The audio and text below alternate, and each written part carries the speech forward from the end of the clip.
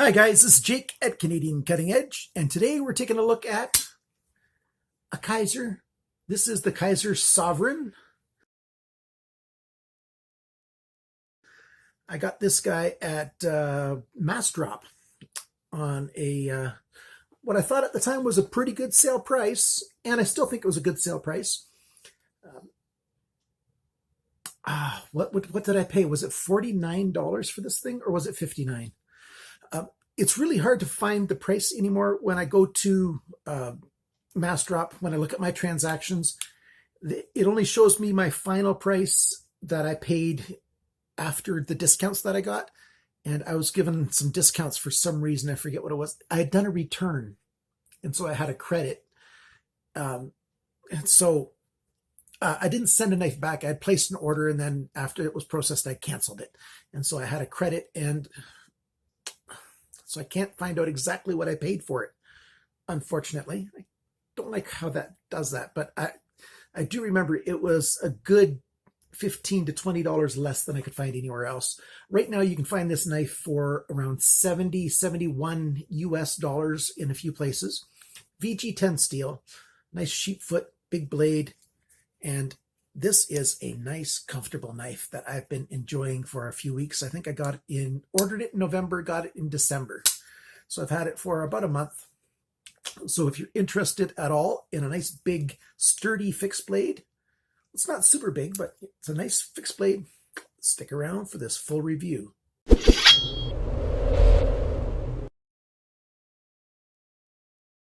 The Sovereign has become one of my favorite Kizer knives. Mind you, I do like the more expensive ones, but I'm thinking about the ones that are practical for somebody that's on a budget. So in that price category, I should say this is becoming one of my favorite Kizers. Now, why is that? Well, partly because I'm Canadian. Now, what difference does that make? Well, in Canada, we have a really strange knife law. Well, it's not really a knife law, it's a self-defense law. And that self-defense law says that we cannot carry a knife on our person for the purpose of self-defense. This knife doesn't look like a self-defense knife. Whenever you get this nice sheep's foot, some people might want to call this a Wharncliffe. I think technically a Wharncliffe is when the blade is completely flat, and then you've got that stub nose. So a sheep's foot doesn't lend itself to looking like a self-defense knife. Could you use it that way? Most certainly you could, but you could do that with any knife, right? But you got a decent sized blade, well built, good heft to it, and nice coloring. Right and left pocket clip, tip up, nice liner lock. You got a flipper, open pillar construction.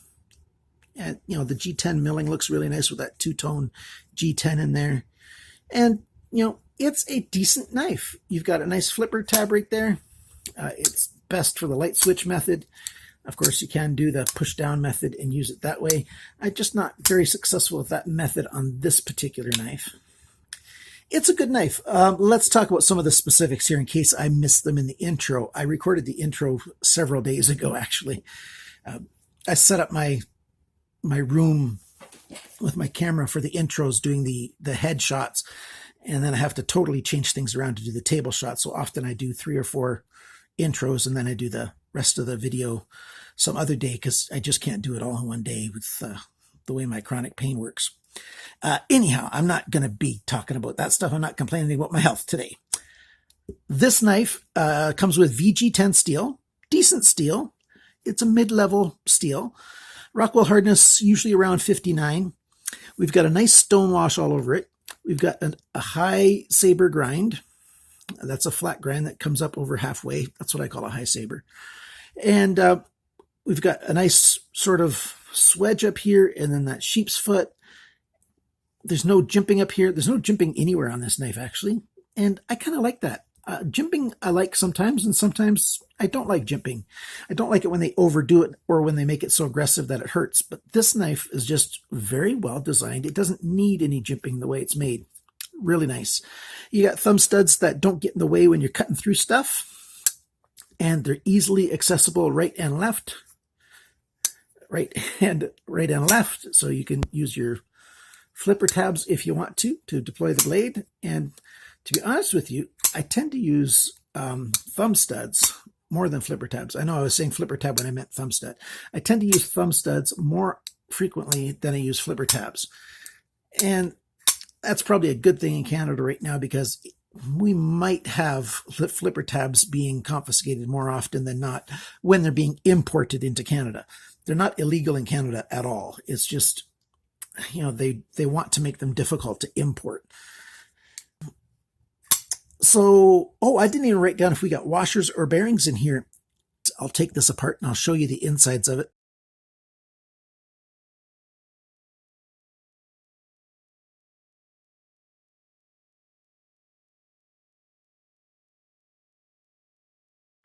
We've got no blade play, side to side, up and down. It's really nice that way. Easy to adjust because we got torque screws here. And lockup is really good, just where you want a brand new knife to be. And I'll give you a nice close-up shot of that. Lots of room to wear across. And blade alignment when it's closed is pretty close to perfect. Take a look at that. I like the multiple choils in the handle here. So you've got index finger, middle finger, and then your last two fingers back here. So it's very comfortable in hand. Can't really squeeze too much. My sore where I cut myself just feels particularly sensitive today. You know, so it feels good in the hand, other than my sore finger. Very comfortable size for my hand. My hands are large, bordering on extra large, between 10 and 11 European sizes. We've got pocket clip that is right and left side. Not very deep. I wish it was a deeper carry. I wish the pocket clip was up higher. I wish they would have put this right at the edge of the handle right there, because it has to come down away before it sits in your pocket anyway. It does want to pivot the knife. Let's close it. It does want to pivot it in the pocket. Let's do that right now. Yeah, I got green tape on my table to show me where the edges are. So if I see them through the lens, I'm too far, but that's okay. I want to show you a wide shot here. You put it in your pocket and it wants to tilt back ever so slightly. So it tucks the end of the knife here. So there's the end of the knife right there. It wants to tuck it back on the hip. This is the front. If I'm standing, I'm facing that way. So this is the front and it wants to tuck it back in there. That's pretty good. And what do we have sticking out of our pocket there? Well, it's actually quite a bit when you count that it comes to a point, but it's not that much overall, because, you know, you're missing a lot of that material right here. So yeah, we've got 5/8. 5/8 of an inch sticking out, and 5/8 equals, yeah, right around just a tiny bit over 1.5 inches right there. 1.5 centimeters, sorry. 5/8 of an inch, 1.5 centimeters sticking out. Small pocket clip, so it's not very in your face-ish. Being blue, it sits quite well with blue jeans. Easy to grab, easy to pull out. The retention of that clip is, you know, very good. No difficulties with that. How does this knife feel in hand? Well, I did a little bit of that, but I didn't do the big holds with the wide shot. So there you go. Fits in hand very well, that kind of grip. And a back grip, you can see some of the knife sticking out there still. Works very well. A lot of good protection from that handle, so if you were to stab it into something and it would stop abruptly, that'd stop your hand from going over. That's a good thing. Somebody with larger hands than mine is still going to find this comfortable.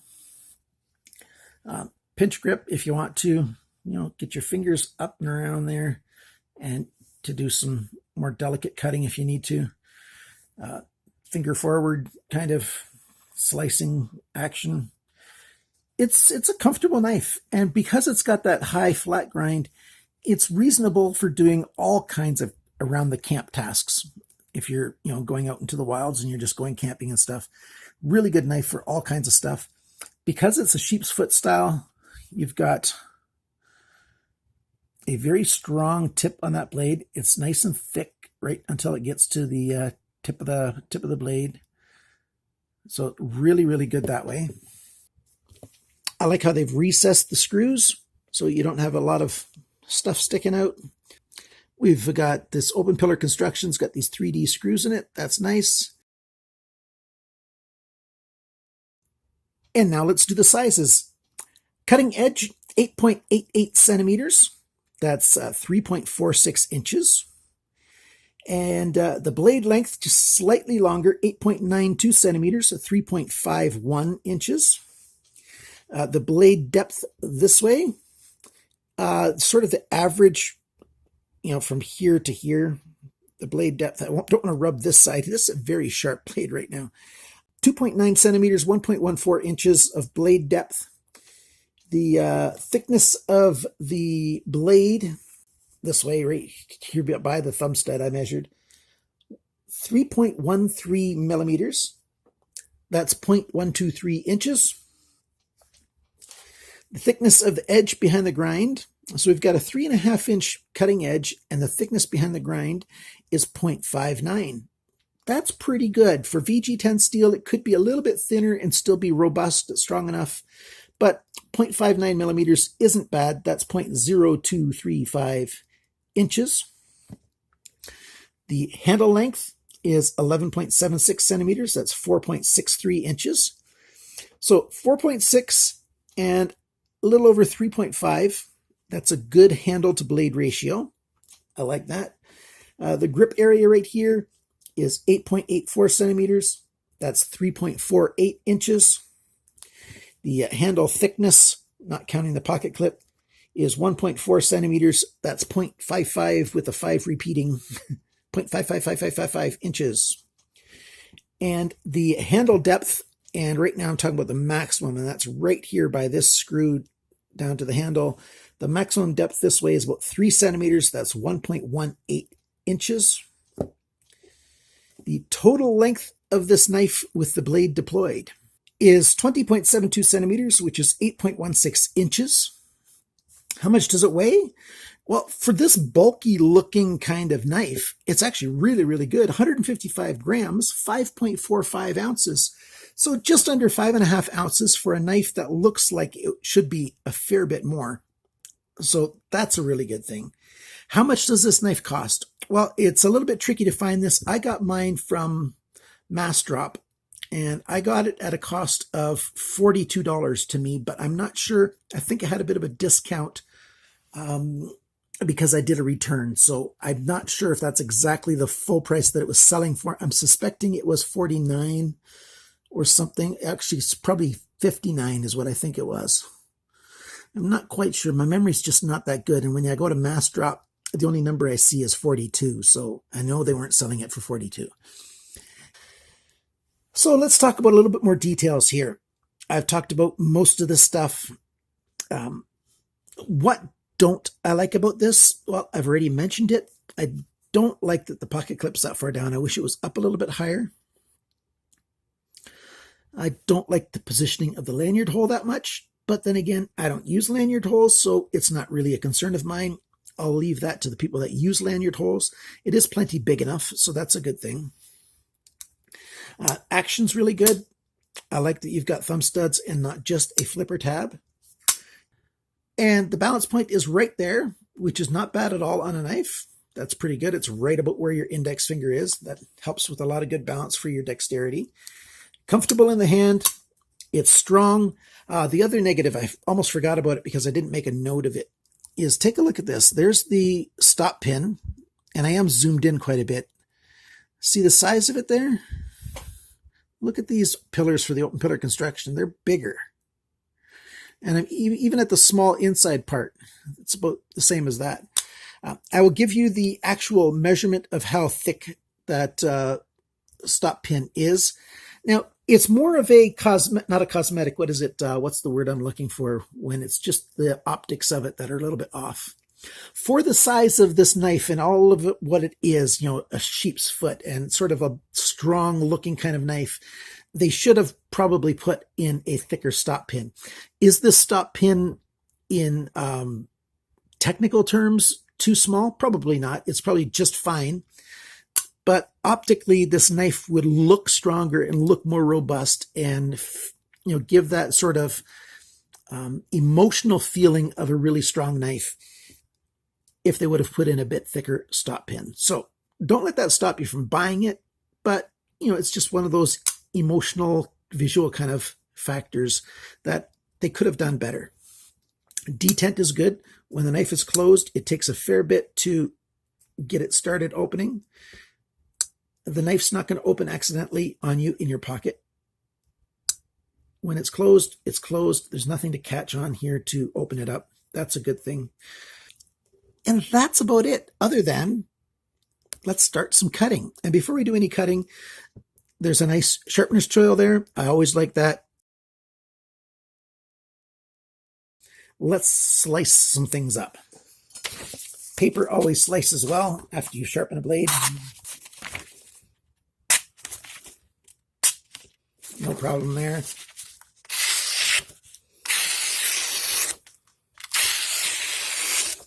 VG10 is not hard to sharpen, and it keeps an edge fairly well. You can see all that paper dust on there. That's because I did leave it with a slightly toothy edge on it, because this is the kind of knife that's designed to be a nice working knife. And sometimes just a little bit of toothiness on the edge of the knife makes it more of a cutter than it would be if you tried to make it as perfect as you can. The really perfect smooth edge, mirrored edge, that's for knives that sit on a shelf. If you want a working knife, you usually want it to be, my personal sense is I don't sharpen them over 1,000 if it's going to be a working knife. Let's try cutting something else. I've got some USB cable here. And as you can see, it's just going to zip right through it. No effort really needed.